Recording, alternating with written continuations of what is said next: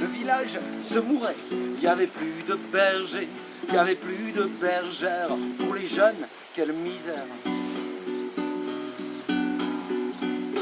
Moins de 30 habitants dispersés par le temps. Ça sentait l'abandon et la mort du bon temps. Encore un peu de pluie, encore un peu de vent. Le papy, la mamie parlent plus que du temps. Ils se retrouvent à l'église le dimanche matin. Ils chantent pas le temps des cerises en frappant dans leurs mains, non.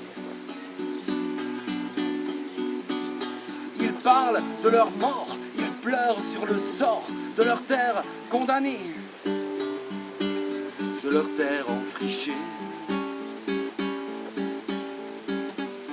Encore un peu de pluie, encore un peu de vent. Le papy, la mamie parlent plus que du temps. Et la vie d'autrefois, ça se lit sur les pierres des ruines que l'on voit fragiles et pourtant fières. Et les semaines passent, on se demande comment même les chiens se lassent d'aboyer pour du vent. Et reviendra l'été, les enfants passeront quelques jours à flâner, puis repartiront. C'est la ronce et le lierre qui bientôt leur diront que leur père et leur mère vivaient dans ces maisons. Mais le mot de la fin, je le laisse à Julien qui dit en souriant de toutes ces trois dons. Bien sûr, c'est un peu triste, mais au moins, qui l'eût cru, jusqu'au bout on a pu échapper aux touristes. Encore un peu de pluie, encore un peu de vent. Le papy, la mamie parlent plus que du temps.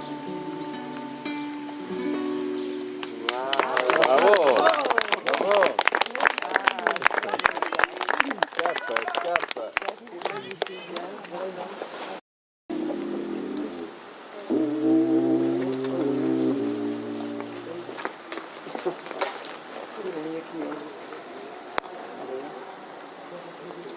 Par ici.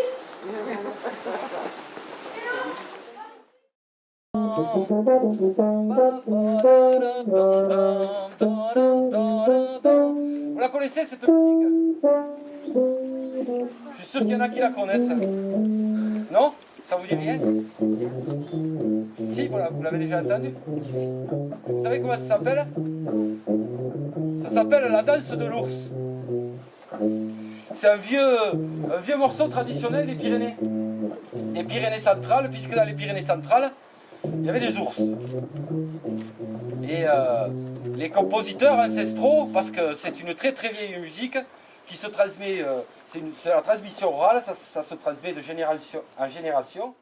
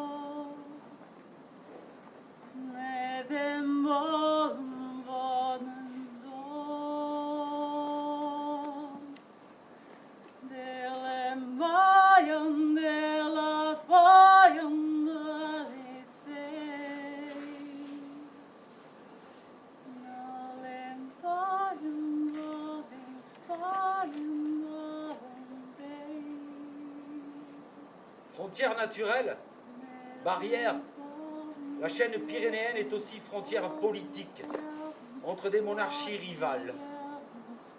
En 1258, le traité de Corbeil, conclu par Jacques Ier d'Aragon et Louis IX, dit Saint-Louis, entérine des concessions réciproques. Si la frontière, figure complexe, demeure alors obscure dans les détails de son tracé, elle n'en construit pas moins une symbolique forte.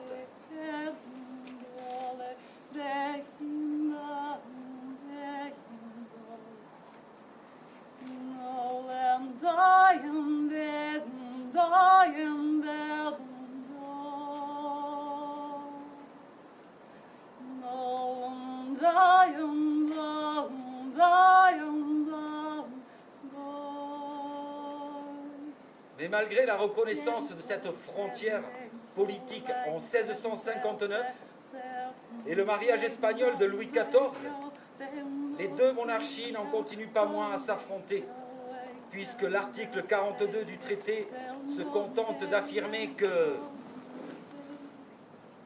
les monts Pyrénées, qui avaient anciennement divisé les Gaules des Espagnes, seront aussi la division des deux mêmes royaumes. Or, la répartition des lieux ne fait appel ni au principe des eaux pendantes, ligne de partage des eaux, ni à une ligne de crête dont on n'a pas alors véritablement conscience.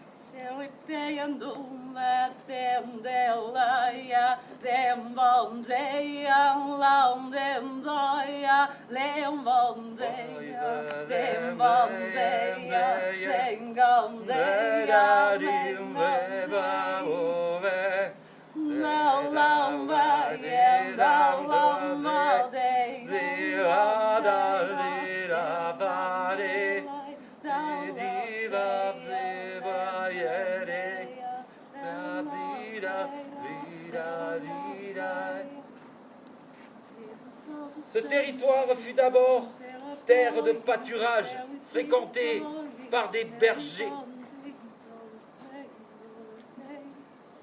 Pour faciliter l'activité pastorale de part et d'autre de la frontière, les troupeaux de toutes espèces qui passeront directement d'un pays dans l'autre pour aller dans les pâturages dont ils ont le légitime usage ne seront soumis à aucun droit, ni à aucune formalité fiscale. La même franchise est accordée aux troupeaux empruntant un chemin ou un territoire du pays voisin pour se rendre dans les pâturages dont ils ont la jouissance.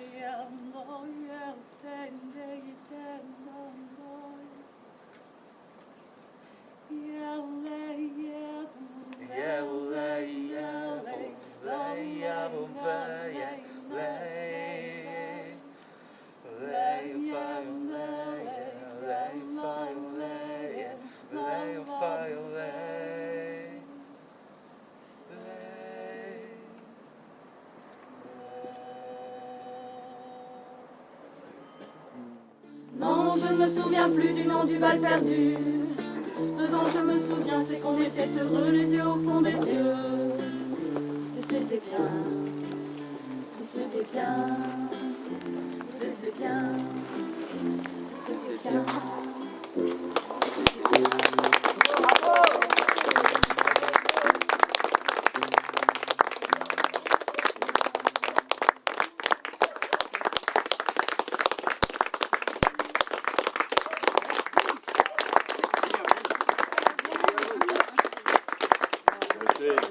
Merci d'avoir arrêté votre repas, bravé les éléments, accepté de nous suivre. On n'a peur de rien. Merci à tous les habitants de Brust de nous avoir accueillis, particulièrement tous ceux qui nous ont donné leur témoignage. Maria, Henri, Milou, Marcel qui est venu nous voir, Francis, Marcel. Merci vraiment, c'était une super expérience. Voilà, de belles rencontres. Merci à vous.